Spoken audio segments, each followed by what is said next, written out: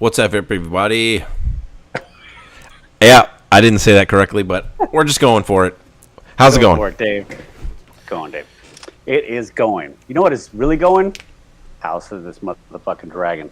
Dude, it is. A small bit of housekeeping before we jump into the actual podcast itself. Josh could not make it because he is on his honeymoon situation, wedding, getaway. If you're a follower and you follow us on YouTube, then you saw that we were all there. We did a live impromptu. Bracket from the resort. Yeah, best movie weapon or best weapon in film. And for an impromptu session, I thought it was pretty funny. No notes. Really no. Everybody was extremely inebriated. Really no prep whatsoever. Absolutely not. But honestly, I think a normal podcast. I think it was actually one of our funnier episodes. It was pretty good. We did have some funny shit that happened. I think there's a couple of memorable moments there that will stick with us for a little bit. So, yeah. I don't want to talk too much because for the first time in I don't know, maybe ever, Jason, you and I are doing a podcast by ourselves, and it's been like since almost the beginning, I think. Since you and I were the first one, like you and I kind of started this without Josh, and then Josh came into the fold right after. Because I think you and I started with the Star Wars stuff. Yes, and I think he didn't have internet or something like that. He was moving. Something. We caught it at a bad time, so I think, dude, like the first 10 or 15 episodes of this podcast don't include Josh, and they're also not good. So, that being said, that has no correlation to Josh. Correct. That we were just terrible. Yeah, but no, what I was argue that we haven't improved all that much, but yeah, but I kind of veered off. What I was actually going to say is, in the first time in a really, really long time, you and I have not talked about an episode prior to us both seeing it. Normally, right. We both watch an episode. Talk for like all week. We talk about it all week and kind of like gather our thoughts, so to speak, and we're gonna see. Does talking about it help or hurt? Because we're gonna have to just talk about it. So we're gonna have to wing it. This might be a little bit more of a free form kind of podcast than normal, but whatever. No one cares. So without further ado, I think we should just jump into it, huh? Let's do it. You want me to do the intro, or are you gonna do it? I'm gonna give it a shot here. Okay. Don't fuck it up. No pressure. I'll try not to. Hello, and welcome to Three Guys and a Mic presents House of the Dragon, presented by HBO. I'm your co-host, David Disaster, along with Jason Tsunami. And that's it. That's it. That's it. All right, look, was that my best work? I don't think so. No. Was it my worst? Absolutely not. So, you did finish it. I did finish, and look, as long as you finish, that is realistically all that matters. Ask Damon. Woof. We'll get into it. His wife did call him out. I knew you couldn't finish. Well, that was last week. So, his ex-wife also, you should add to that. No, for those tuning in on the podcast and you're not watching live on YouTube, hey, by the way, we go live on YouTube to record these episodes Monday nights. I actually need to update the intro, by the way, Jason. The intro that we play on our podcast still says Saturday mornings or Saturday nights. That's no longer accurate. Much like most of what we do on this show. Not accurate. Yeah, not being accurate or whatever. But yeah, if you are listening to this on a podcast, what are you doing? Subscribe to our YouTube so you can catch these episodes live and as they happen, and you get it first. Look, because I am a procrastinator and I take forever to release this content on the podcast form. So get it on YouTube where you can get it instantly. Save me the work. Dave, everybody that's tuning in, they want to know where the big ugly is. Yeah, for those on the podcast, Josh could not make it this evening, although he is enjoying himself in an undisclosed location on his honeymoon / wedding getaway, and he is abroad. So it's just going to be Jason and myself this evening. So we'll try not to screw it up too much for him. Thankfully, Jason, you're the one who does the beautiful recaps, so that I don't have to bother with that monstrosity. So you know what? Let's just jump right into it, man. Let's get right into the recap and get started. House of the Dragon, episode 6, titled "The Princess and the Queen."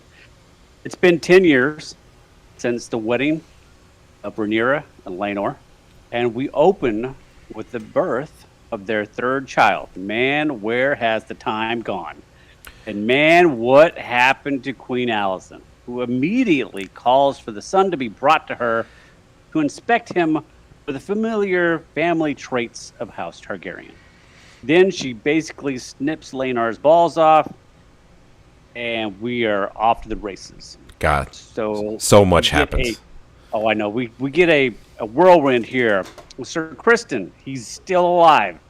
And Sir Criston, the launch here, is now Alicent's lapdog, and training the young boys as fighters, some more than others, as rumor is circulating that Rhaenyra's boys might, in fact, be Sir Harwin's children. This, I'm just going to point this out. Somewhat familiar territory here in the world of Westeros. Yes. We gotta turn that off. All right. Yes, very much so. In Essos, Daemon has taken Laena, the wife, the 9-year-old. Well, she's far from that now. Yeah, she's far from that. But she is now Daemon's wife. They have 2 children and a third on the way. Staying as far away from the politics with the crown, he's found a bit of peace. Unfortunately, everything begins to unravel as Laena chooses death by dragon and death by childbirth. And Rhaenyra finally sees there is no peace when the king dies, as her children will be labeled bastards, and Alicent will not rest until her children, who she deems true blood, ascend the throne. So Rhaenyra and her family leave for Dragonstone. In an amazing twist, bringing the show to a close, Alicent unwittingly orders the death of the Hand, Sir Lionel, and his son, the supposed lover to Rhaenyra, Sir Harwin, by fire, orchestrated by none other than the Hand's clubfoot son, Larys. Man, just what an episode. I want to talk about that opening sequence a bit, with the birth of Rhaenyra's son. Son, right? Yes. Okay. She has nothing but boys. Yeah. What an opening sequence. Like just the sequence of her, and I know it's probably not one take, but the way that they walk to the Queen's chambers. I mean, let's just start in that first 15. I'd say 10. Seconds. Oh, 45 seconds. First 45 seconds of her pushing, and you just hearing the sounds of this baby coming out, and it's just like, ugh. Yeah. Ugh. I mean, just that whole sequence of her, the baby's being born, and dude, I don't know about you, but I immediately felt the anxiety and the tension, because I was like, man, don't let that baby out of your sight. I thought the baby was going to be. I thought that the baby was going to be like put to death or something. I didn't really know what to think, and I'd be like, oh look, it's the dark hair, and just chunk it right out the window. Yeah, dude, I have no idea. I don't know. It was nerve-wracking for me. Correct. I'm not going to disagree with that. It was a bit off-putting because of the way that it unfolds. She's like, yeah, the queen wants to look at the baby right now. Like, and it's like, what do you mean? Hold on, let me pull the placenta out.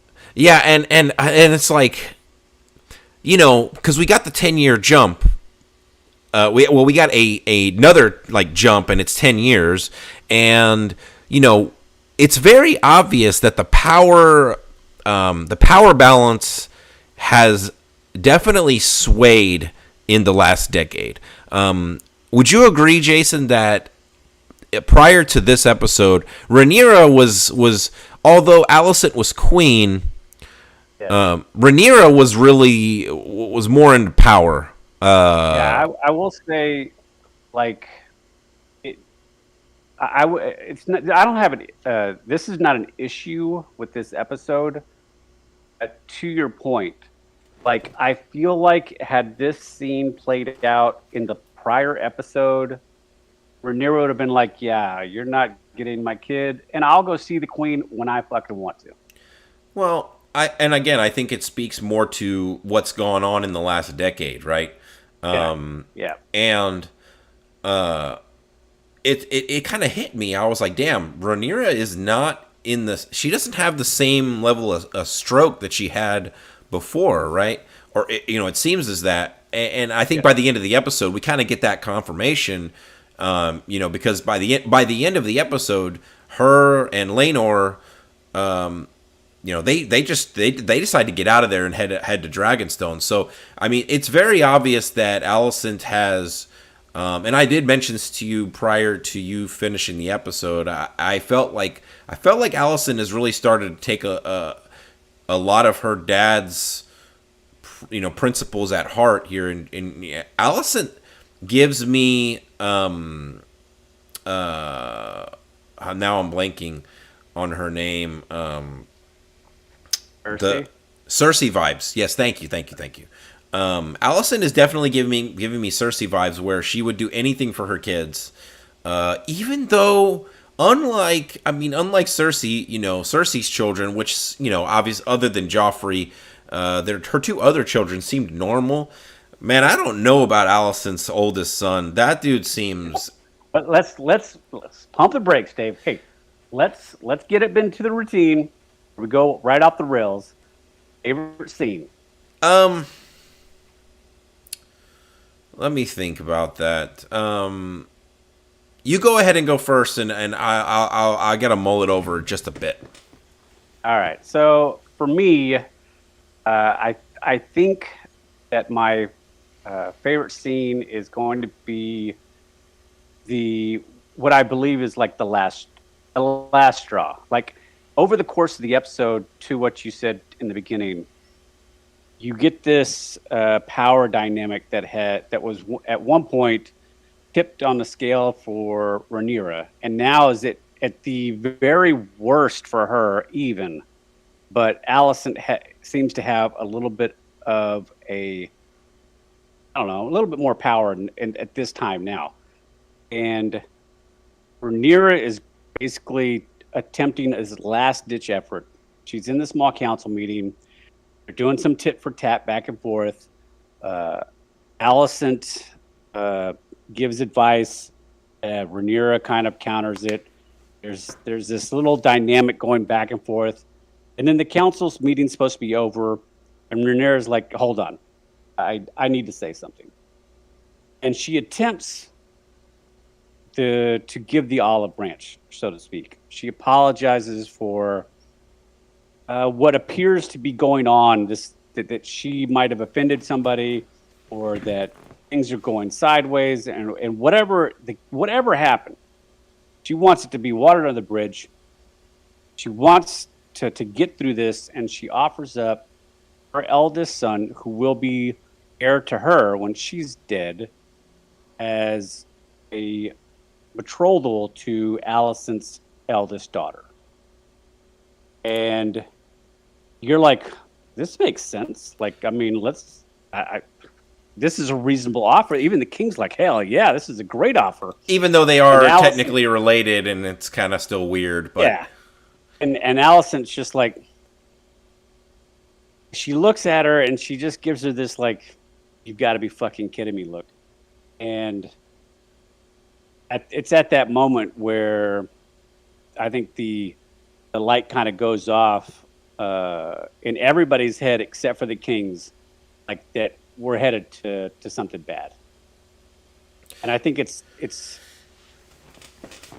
you look at that scene and it is probably, I assume, the very last time that these two people are ever going to be cordial to one another.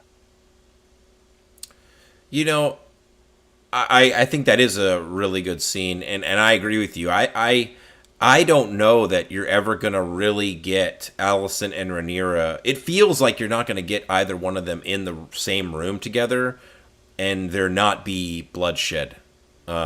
Especially given what happens, by the end of the episode, right? And I can only imagine what the fallout is going to be. I don't think we're getting any more time jumps, in my opinion. I don't think so either. I think I say that, but okay. I don't think we're going to get any more this season. How's that? I don't think we're getting any. Okay, let me just put it this way. I don't think we're getting any more significant time jumps at this point. Where in as far as like needing new actors or actresses, like I think we're past that. Gotcha. But I'm gonna cheat a little bit here. And I think I'm just going to say some of my favorite scenes. I have two kind of sequences. They're not really specific scenes. So one, I liked seeing where Daemon has ended up. I think it's really interesting, right? Because when we left Daemon, he seemed to have, and I'm making light of it, he seemed to have commitment issues in general, right? And he seemed pretty into Rhaenyra in an incredibly awkward way, and that's kind of where we left him, right? There was a definite animosity between him and everyone at court, and he has taken Lena, or Lyanna, and he's at Essos, right? Or Pentos. I thought it was Pentos, or is it Essos? Essos. Okay, he has taken... It's the same area. Yeah, he has taken Essos and basically taken up residence there, so to speak, and had a family. And he, to what you said in the opening, he's kind of found some peace. Like, something that your recap didn't mention was he's been offered basically like, hey, look, we'll make you king. We'll give you all this tribute. We'll give you all these lands, titles. A steady income. All you need to do is the Triarchy has kind of reforged and reformed, and they seem poised to attack Essos, right? And all we want you to do is you have, I'm assuming Daemon still has like an army of some kind, or and dragons. And dragons, like, hey, just defend us when the time comes. If it comes, whenever it comes, defend us, and you can have all this stuff. And Daemon seems, although Lady Lyanna doesn't, obviously she's ready to go back to Driftmark and go back and have her family raised where she came from. Daemon's like, I think Daemon wants to take it, because he mentions we're out of all the trappings of court, all the lying and the deceiving and the backstabbing. All Game of Thrones. He's once out of the game. And in a very poor twist of fate, I believe Daemon is going to be inevitably dragged back in because of the tragedy with the childbirth. Lady Lyanna obviously not able, there's a complication. They're not specific with what it is, but there's a complication there, and she's not able to give birth. And rather than rather than face death under the knife, she inevitably decides to Like a boss. have her dragon burn her. Now, Jason, I'm going to insert a question here because it's why I initially this is why I picked this scene out, is because I wanted to ask this question. I initially thought with the Targaryen blood that this baby likely had, I thought that maybe Lady Lyanna chose to have the fire take the dragon breathe on her, so that she would die and the baby would be unharmed because the baby is immune to the fire. I don't think that the Targaryens being like fireproof is every Targaryen thing. I'm aware of that in general, I guess. Although we had already seen in this episode, I believe, or in this season, haven't we seen Rhaenyra like touch fire and nothing happened to her? I think it was actually the king. He's moving his hand right above the candles, and like nothing's happening, right? Yeah, but it's. I don't. Like, I never looked it up or anything, but like I don't know if this is a forever trait for every Targaryen. Yeah. Okay. Yes. What if that was Lady Lyanna's hope? Maybe like last ditch effort hope. Yeah. Well, it didn't work. Well, yeah. I mean, they show her body. They show her body afterward, and obviously it's very morbid. They don't show, or do we don't see a baby skeleton there, and I hate to say that, but no. I just took this as she tells Daemon, like, I don't want to die in this. She didn't really call it a shithole, but it's like I don't want to die in a foreign land. Like, I want to go back. I want to have our kids raised where I was grown. She wants to go back home. I want to die. A dragon rider. Combat, like as a dragon rider. So and I guess this was her only opportunity to go out on her terms. Do you feel like, because up to this point, obviously we might find out more in the next episode, right? Like, we don't know. Yeah. Just going off of what we're shown in this episode, do you feel like, and I'm not questioning her motherly abilities, or like, I'm not questioning her as a mother. I'm just questioning her final decision, right? Yeah. If you're a mother or a parent, let's just say a parent. If you're a parent and you think if you know you're going to die no matter what, which I feel like that's how she felt, why not go under the knife for the chance to save the child? I only say this because this is ultimately like a replay of the first birth we see, where Rhaenyra's mother, the queen, the king makes the decision. She doesn't get a choice. Sure. And it's an automatic death sentence for the queen, and the baby ended up dying anyway.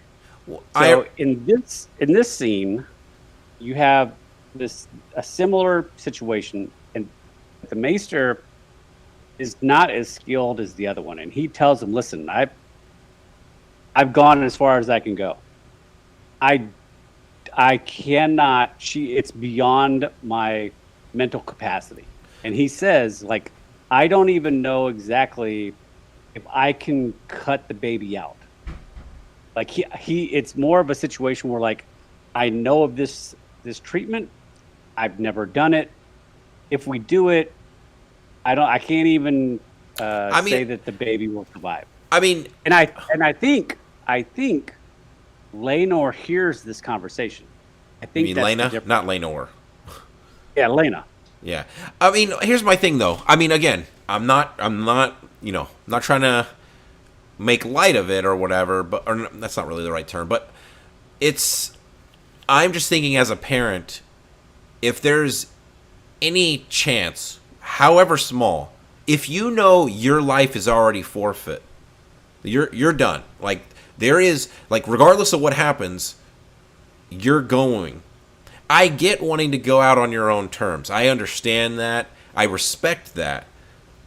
But as a parent, if there's even a 1% chance that your child will make it, isn't that worth it versus a 0? While I agree with you personally, you're skating the. I'm not skating.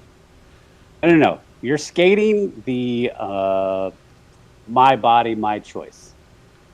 That's nothing to do with that at all. I'm just saying, like, this isn't about my body, my choice. Like, it was a fact that she was going to die. And she wasn't going to go to die by the knife, bleeding to death. Again, then in my opinion, she threw her child's life away with hers. Yep. And that's her choice, but I just think as a parent, that's bad look for her. Which is why I thought, I was like, oh shit, she's just gonna, like, basically blow her body away. And the baby's gonna, dude. I was so convinced that the baby was gonna be there, like, fire resistant, and just alive. I don't. If that would have happened, I don't know how I would have felt about it. But I'm gonna be real. That would have been kind of cool. I never once thought that was gonna happen. I just assumed, like, okay, she's going out like, you know, like how she wants. But now that I said that, what if that would have been the case?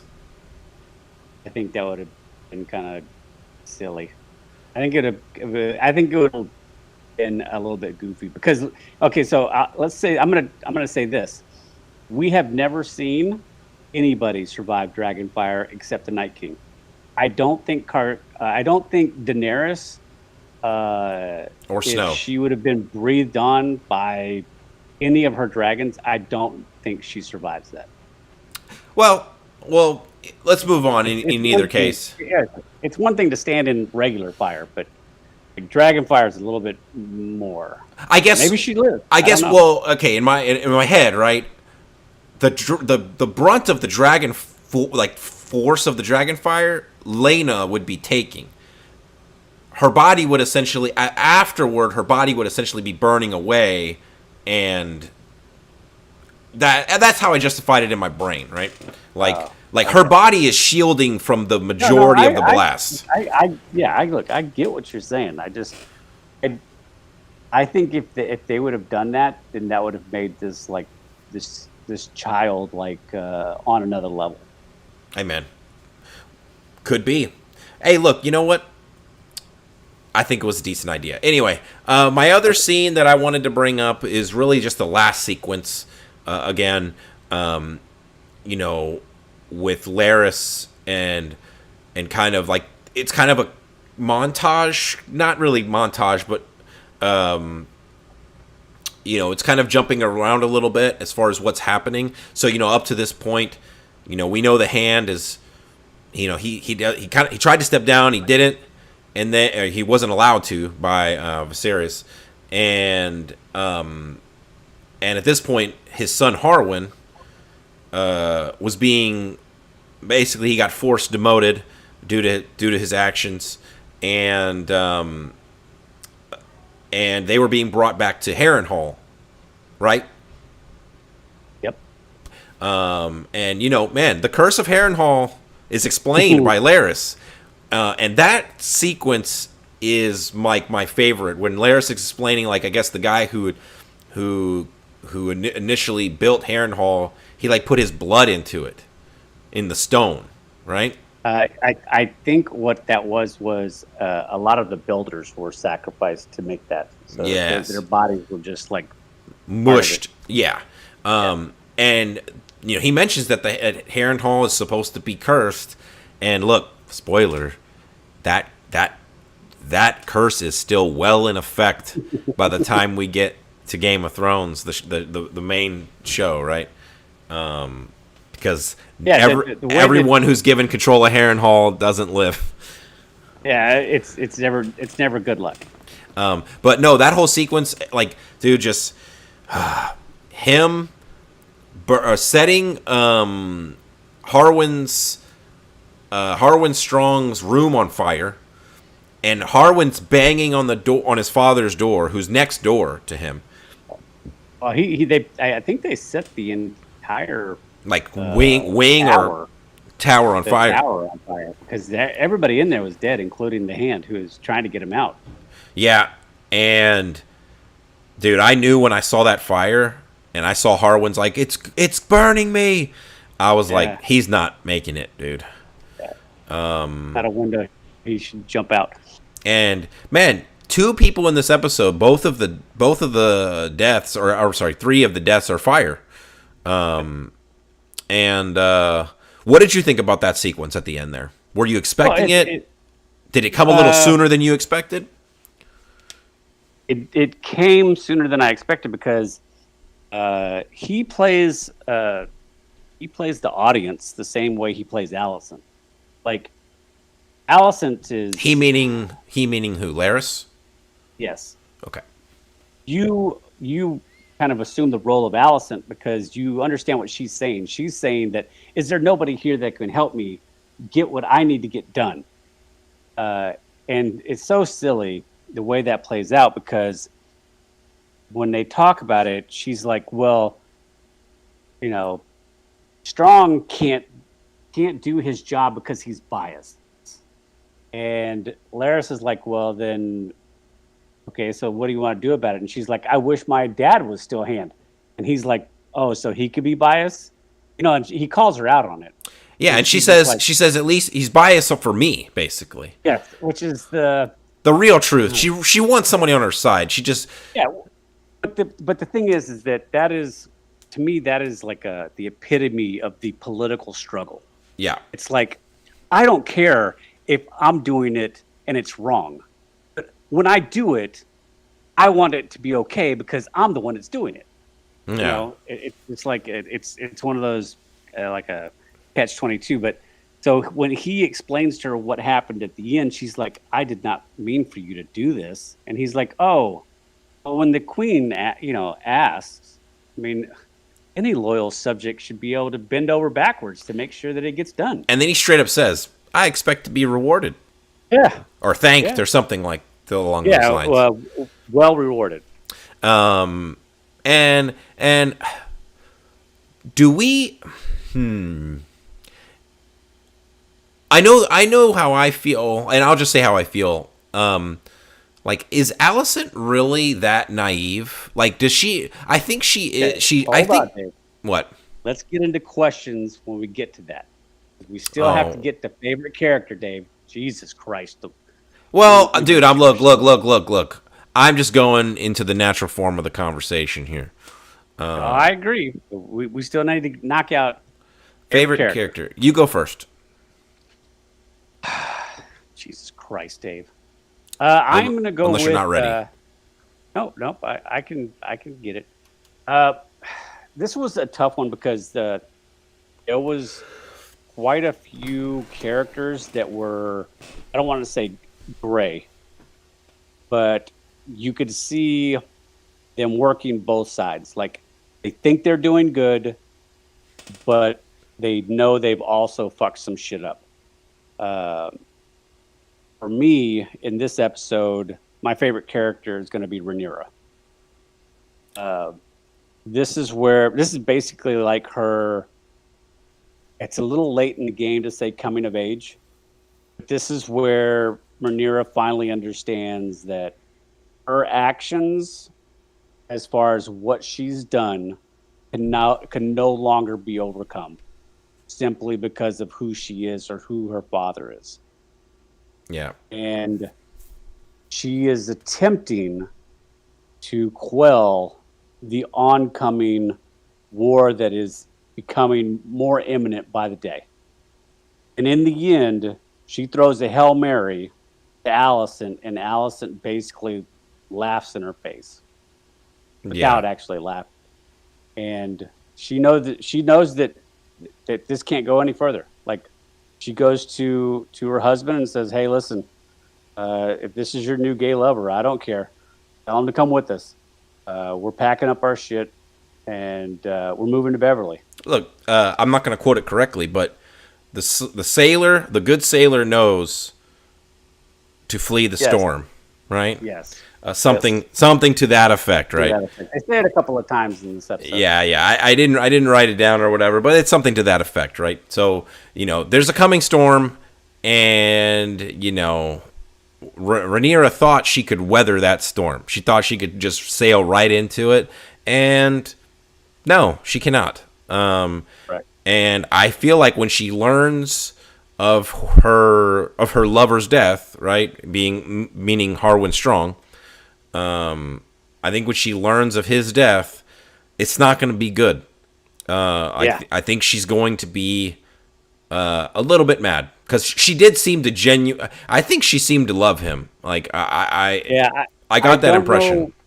I don't know.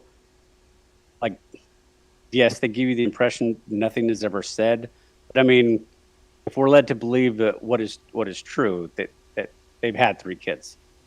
Yeah, I mean, she seems to allow him time, like, with the kids, right? And even her oldest son, like, Did you think that was weird? Like, when they said, like, their goodbyes, like, it just seemed like a little more on the nose. No, I don't think so. I mean, I think they're it's all like hugging him and stuff. I guess it just seemed kind of strange. And then when he leaves, the one son's like, "Is he my dad?" It's just like, okay. I mean, I didn't get awkward from that at all, like, when I watched it. So, I took it as that guy has been in their life forever, and I took it more as Rhaenyra really hasn't even. She's been so blatant, and they kind of said this, like, everyone can see what's going on, but nobody's saying it because Viserys is on the throne, right? And so I just took it as, unlike Jaime and Cersei, which were a lot more secretive about their stuff. Now, maybe they had the benefit of being brother and sister, so they could be close and it be less just completely blatantly obvious, right? But I feel like they're, with Rhaenyra, they're basically not hiding it. They're denying it if they're asked, but nobody's questioning it, right? Because Viserys he's the king. They don't want to say shit because that's the princess and she's the heir to the Iron Throne. So, so you're going with Rhaenyra. Yep. I struggled a bit with my favorite character. Rhaenyra was definitely on my radar to pick, and I think that's an easy pick. But I'm just gonna go with the character, not necessarily who I think. It's just the one that I'm intrigued about the most, and that's Larys Strong. Because if you think about it, right, the what he was willing to do without batting much of an eye, like, I'm very intrigued. And like, we haven't really said this, I mean, or at least not explicitly, Harwin is his brother, right? Yeah. And he is his father, the Hand of the King. He kills them both. And how he does it is, and we haven't mentioned this specifically yet, but he goes down into the dungeons, right? And I'm assuming. Pretty sweet. I'm sorry?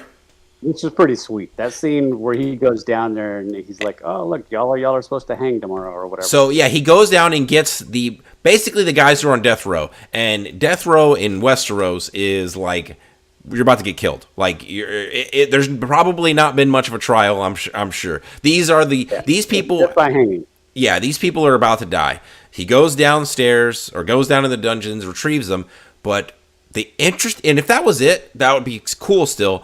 But that's not it. He has all of their tongues removed. Dude, and they show it. Like, I've always thought that, like, they just had the pincer and they just used a sharp knife and blap. But they actually take it a step further, and they have this, like, cleaver, like, almost like a cleaver but it's like red hot. Oh, They because just melt. and So dude, it'll cauterize. it's like a hot knife through butter. Like it just goes. Yeah. It's like almost like and you can relate to this, not me, but it's like when you have like a medium rare steak and it just very smooth, just whoop, like Yeah, one. I was not expecting that when I saw that. I was like, "What are they doing?" And they're like, "Oh, okay, they're gonna take their tongue." I was not expecting to see it though. And so, because none of these people will have tongues, you know, Can't tell. they can't talk. Yeah, most of these guys are like, "Hey, can you read?" Nope. I'm sure these people cannot read or write. You know, You're perfect for the job. yeah. So all they can do is listen and obey, right? And then they get to live. It gets their freedom. So yeah, so he gets those people, and did you notice were those like bees that they wore? Those little symbols on their chest? Oh yeah. That was a I bee, think right? they were bees. So is it like a queen bee type of situation? Is that what it's supposed to be? I have no idea yet. But that's who he uses to orchestrate the deaths of his brother and father. Yeah, I still, and you know, we'll get to this in the questions, but I'm still very curious on, like, I hope they really truly explore the beef that he had with his family, because he did it for, I mean, he did it seemingly, you know, he was not broken up about it, I should say.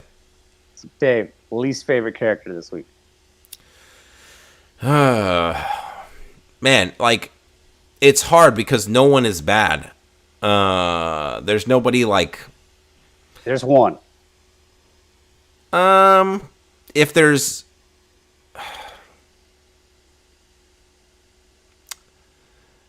Is it? I don't know if there. I don't know if you're just gonna say it's one, but I'm gonna go with Sir Kristen. I have one. Yes, there you go. Sir Kristen has turned completely into a dickhead.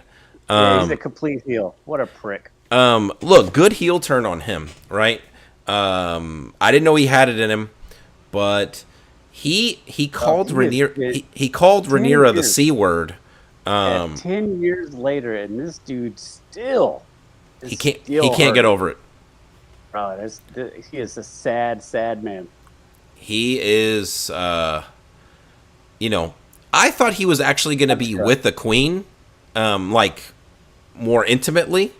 Oh no, I'm glad they didn't do that, because that would have just meant that would have demeaned their arrangement. But no, he in fact is, like, you know, he's the queen's personal guard now, and he does not give two fucks about Rhaenyra's kids either. No, not at all. He was training all of the children, you know, Alicent's and Rhaenyra's children in the courtyard, or training ground or wherever, and yeah, he was definitely pitting the children against each other.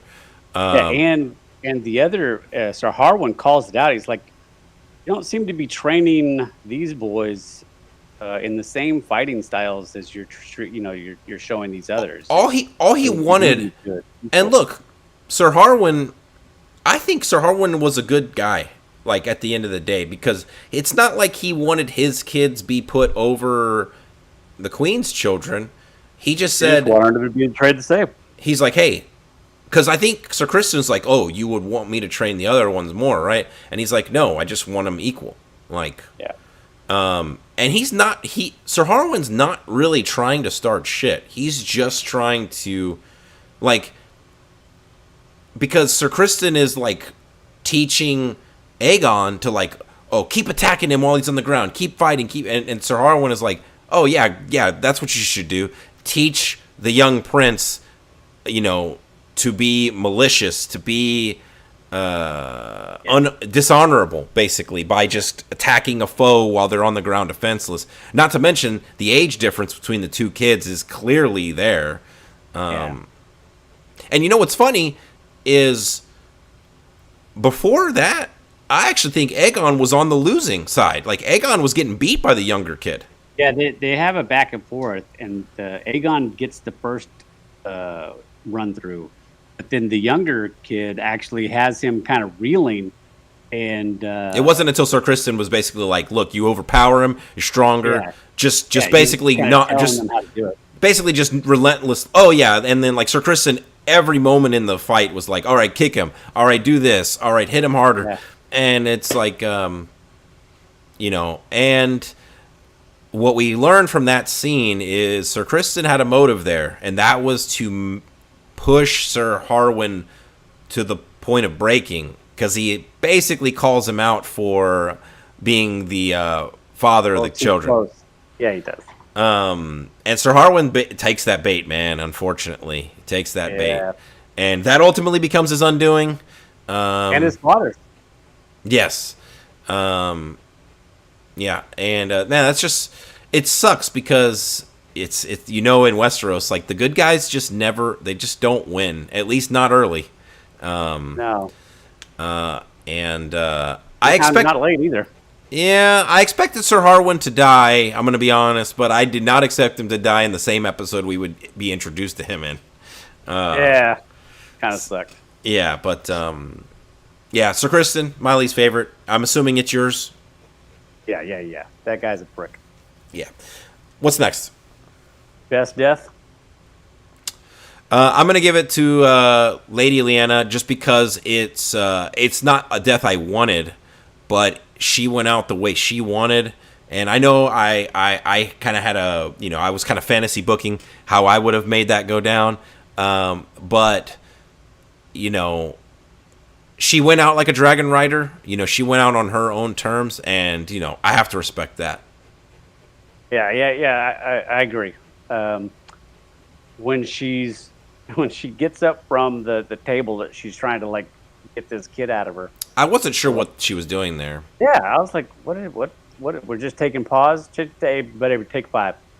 And so, but yeah, once she approaches the dragon, she's just like Dracarys.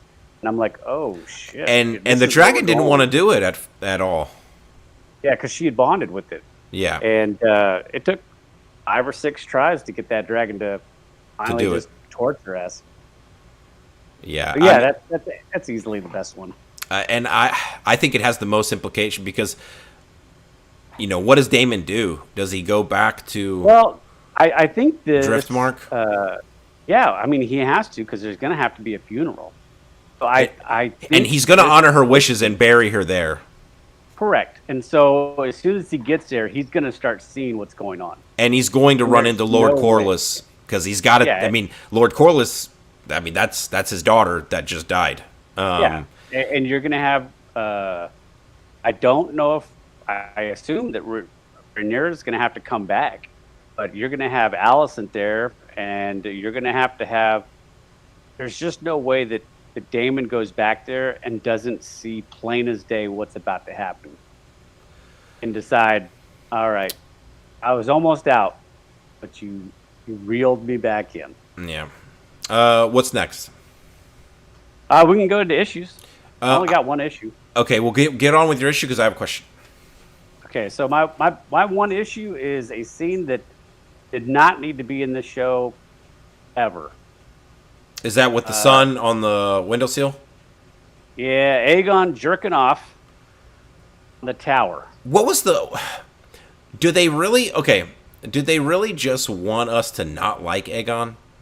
I don't know. Because they're doing a good job of making me not like him as a character. I mean... not in like a... Excellent. I don't think he's poorly written. I just mean, like, I think he's a fucking... Like, he's a spoiled brat nobody. Yes. And that's the thing. It's like, why have that scene? That scene... It just hurts him. No sense. Yeah, it just... And again, it's just... This show, along with Game of Thrones, I know it gets a lot of negative press for, like, nudity, gratuitous nudity, and excessive violence. This was gratuitous, unneeded, didn't make sense whatsoever, at all. And Alicent just walks in and she's like, "Hey, what the hell?" And it's very obvious what he's doing, and she doesn't even really like address it at all. Yeah, she doesn't even raise an eyebrow. She's like, "Did you do that to your brother?" And I'm just like, "Did you see what he's fucking doing?" The only thing I could think of, I'm trying to think of it if I'm trying to play devil's advocate, right? And let me just be honest. I don't agree with what I'm about to say, but if I'm trying to be on the other side of the table, you know, I guess we're trying to show he's got some screws loose. Well, I guess we're trying to show that Aegon basically is not mature. He is not kingly material at this point, even though he's supposedly almost a man. Like, because you know, we don't know his exact age. I'm sure we could do some math and figure it out. Like they've you know, I think he's like 16 or something. Yeah, 14, 15, 16, something like that. Yeah, he's a teenager. You know, 16 plus or whatever, and he's just super immature. He's spoiled. Alicent clearly sees, or she believes there's issues with her claim and all of that, and she's concerned, but he doesn't even seem to care, because I think she says, Rhaenyra is going to take the throne, and he's like, so basically, that's when we get into questions, I have that one written down. So yeah, like just this scene is an issue for me, because it's not warranted. The only other time I've ever seen anything like this is when Homelander is doing the exact same thing, like on the side of like a skyscraper, and it's like, okay, well, this guy's a whack job. Well, I think it's not to get into that show, but I think that show does a better job of kind of setting that up, whereas this seemed very random. Just out of the blue. And it's our first introduction to this character, like as an adult, or as a near man. And this is our first impression of him, unless that's completely on purpose. Again, like they're trying to show him as this really immature, nobody, basically. Let me go into this question that has to do with this. Okay. Again, we're shown in the scene like you just talked about, right after he jumps back through the window, butt naked from whacking his pud. The children of Alicent have no real desire to claim the throne. Yet instead of Otto jolting, Alice like it was before, like when Otto had to like grab Alicent and like, listen, this is what's gonna fucking happen. This time you have Alicent grabbing Aegon and saying, no, this is what the fuck's gonna happen. And then when you couple that with Rhaenyra's betrothal offer between the son and the daughter, like, could all of this been averted? So I have a pairing, very similar question to yours. I want to ask it in addition, so we can kind of answer them both simultaneously, because they're very similar, but I think I'm asking it in a slightly different way. Do we think Alicent, and by extension her father Otto's fears, are actually unwarranted? Yeah, we talked about this a little bit. Was it last episode or the episode before? Yeah, like we talked about. Do we think Rhaenyra was capable? Do you think this fear is totally just manufactured in their minds, because it doesn't seem to exist on anyone else? And no, I agree. And so like as a pairing question to yours, and I guess I'll get into kind of answering your question along with my own, is I don't know that had Otto not given that final speech to Alicent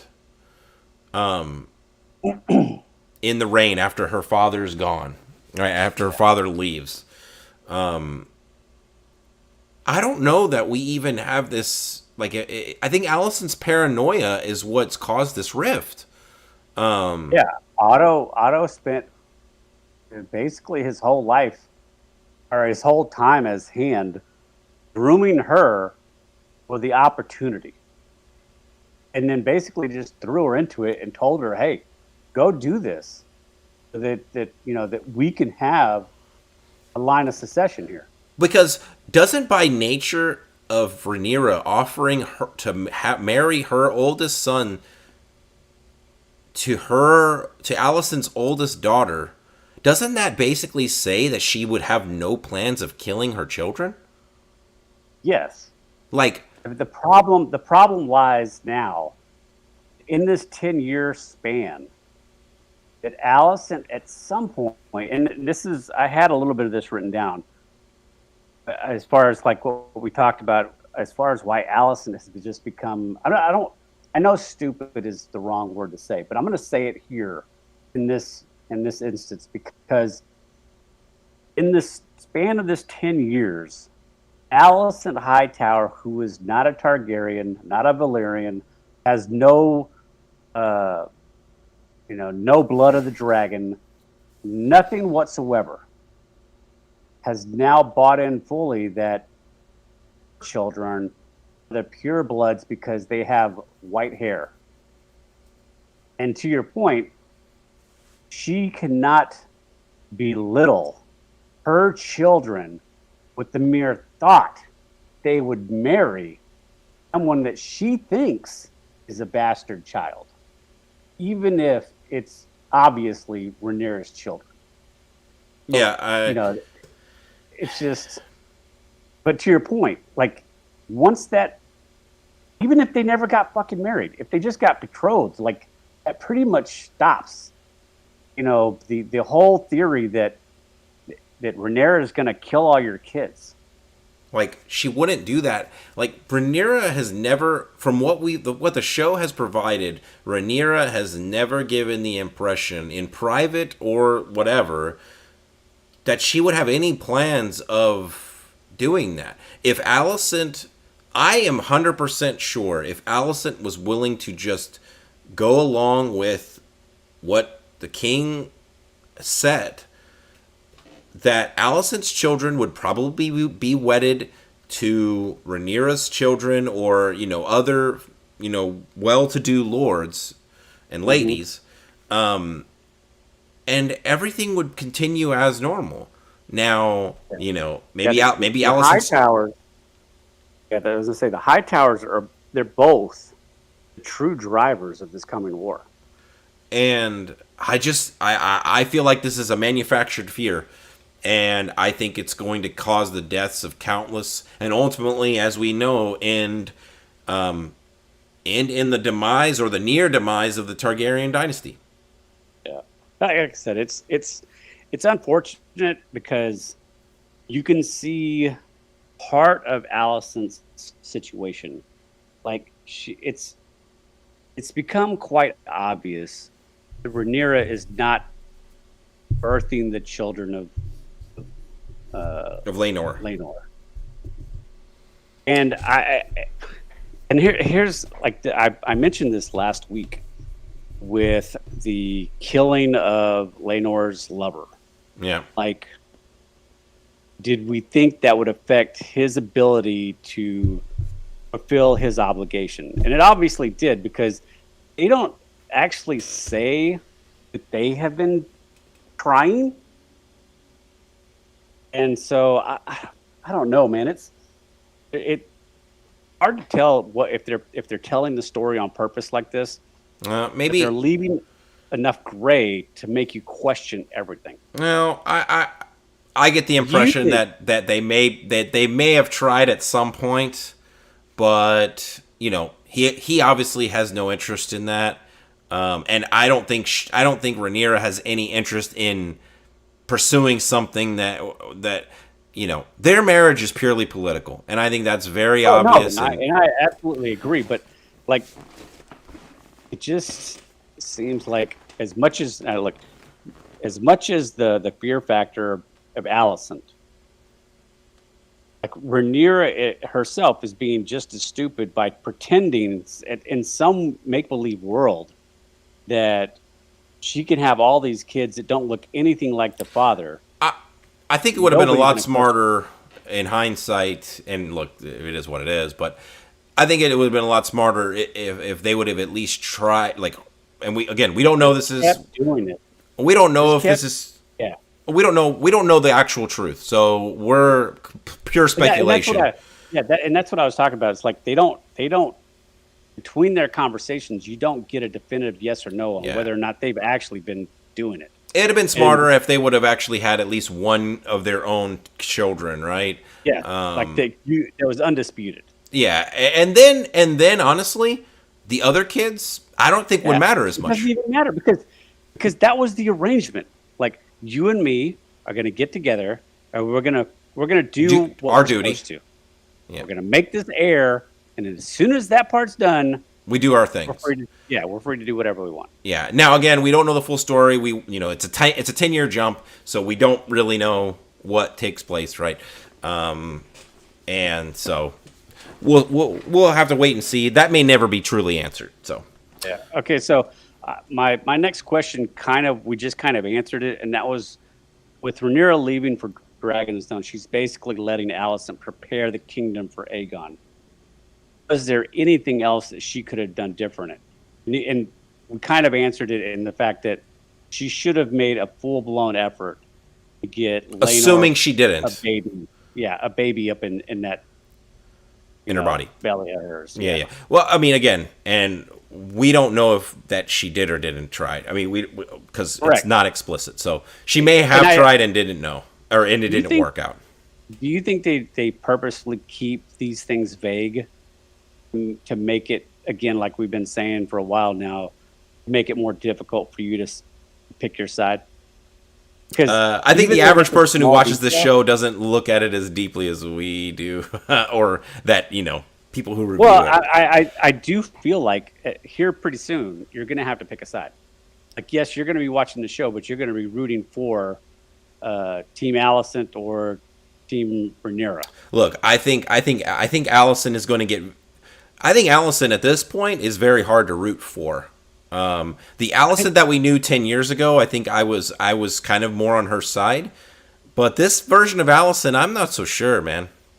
I know, and that's the thing. Like they did such a great job all the way up until this episode of painting her as the victim.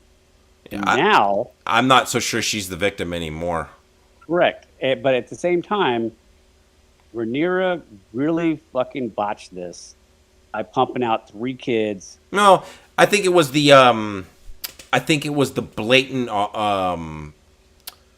She was just arrogant in the sense that she could do it whatever she wanted. Yeah, there was the arrogance of not even trying to hide it, and they mentioned this in the show. And again, I'm not going to quote directly because I just don't remember specifics, but Viserys is the shield, and they say he's like the flimsy shield, right? That's holding back the real situation, and as we saw that to his son, and as you see, I mean, Viserys is not long for this world. He looks terrible. He looks really bad, and as soon as he goes, this is on. Did you have some questions? No, we actually got through a decent amount of my questions throughout. Okay. So, well, the last question I have here is you brought it up earlier, but we kind of shelved it to here. What is the motive for Larys Strong? He kills his brother and father, and we still have not gotten the motive. Now we theorized before that he was interjecting here, maybe because very much like a Tyrion Lannister, maybe he's in the eyes of his father he was a bastard or something, but we never see any of that. Yeah, and now the people that could have said something derogatory remark towards him are both dead. Yeah, so I will say this. This is all I can really say with what we know so far. I'm very intrigued about his character, but I will admit, part of me is a little bit concerned. I'm not concerned because the writing is questionable or anything, but I'm concerned in the small sense that if we don't learn his true motivations, then I'm going to feel like his character wasn't written as well as it could have been. I feel like I'm still in this mindset of, like, the show has earned enough goodwill that I'm patient. Like, I'm patient. I'm willing to wait for them to explain his story. Because I think this episode was him kind of, like, I think up to this point, he's just been like a nice arm for her, or shoulder to listen and all that the last 10 years, probably giving her advice here and there. But I get the impression he's never really laid his cards on the table and really gone for it, right? And in this, I think he'd been setting up, waiting for this moment, whatever the moment was going to be. But he now has the queen, like, bent over a barrel. Well, because she owes him now, like. Yeah. You never want to be indebted. If you're the person in charge, you never want to be indebted to somebody. And especially if somebody of Laris's means, because, newsflash, he's now the proud owner of Herron Hall. Which never ends well, Dave. But I'm guarantee you he won't live there. He knows about the curse. But I'm saying he's going to own the land, the titles. He's going to be the head of his household. So he's got money. He's got the motivation, I should say. We don't know his motive, like, really, but, assuming it's power, right? So he's got the money, the motivation, and he's got the people on his side, those people that he got from the prison, to do his work. So he's got the muscle, right? And he seems to be a really intelligent guy. Well, that's the type of character he's being played at, right? Is the guy is willing to do whatever it takes. And the queen, I'm going to be honest, she needs somebody like that. Yeah, but she doesn't need somebody like that that is obviously manipulating her. Well, she's got no choice now. Yeah. She's got to deal with it. Okay, so before we get out of here, I have a small concern going forward. Okay. Do we think the show is going to spend enough time on enough of these characters to make it matter when they die? Because I did not feel much when Damon's wife dies. I didn't feel as much as I wish I would have. Yes, and I didn't. To your point, what you said earlier, Harwin. We only met him this episode, and he dies. So I don't even care. Now the hand, I did like. I felt a little bit more. Yes. We have a lot of characters now. I mean, we have a ton, and we have more coming because all of these children are going to be a role in everything that's going forward. I will say this. I'm going to answer your question in a different way, or I'm going to answer it this way. I'm ready for the time jumps to be over. Yes. So to answer your question, I do think they are going a little bit fast. Now, it's made for a very exciting television, so I can't fault them for it completely. But at a certain point, we need like, we need to settle down with the let's equate this to sports. I think this is a good comparison. You're a Dallas Cowboys fan, unfortunately. So I don't know where you're going with it. So if you had to watch, whatever their best game that they've ever played was, right? If you just watch the highlight video on YouTube of that game, I'm sure it'd be enjoyable. But it's not going to be as enjoyable as if you watched that game from start to finish and you got to deal with the highs and the lows. And after you had watched the entire season leading up to that moment. Yes, right. Like if them in the Super Bowl, right? Like you want to see the entire experience to make it worth it. And I feel like right up to this point, we've basically been getting the highlight reels of this time period, and that's great. these have been very enjoyable, and I'm not complaining, but I think it's time. We need to see the full game. To your point, we need to get invested in these characters. I'm invested in a few of them, the ones that we've been since the beginning. Unfortunately, those probably have the thickest layer of plot armor right now. But I'm ready for us to I want to see let's just go normally now. Yeah, because as much as I want to care about the people who die, I also want to care about the people I hate and watching them die. Yep. So I'm with you. I'm ready for the time jumps to be over. I'm ready to settle in with the characters that we have going forward, and I want you to make me care about everybody. I agree. One way or the other. So, I think that is about it for the rest of this podcast. For next week, obviously, we will be right back here with House of the Dragon. I assume all three of us will be here for that. Thank God. Yes.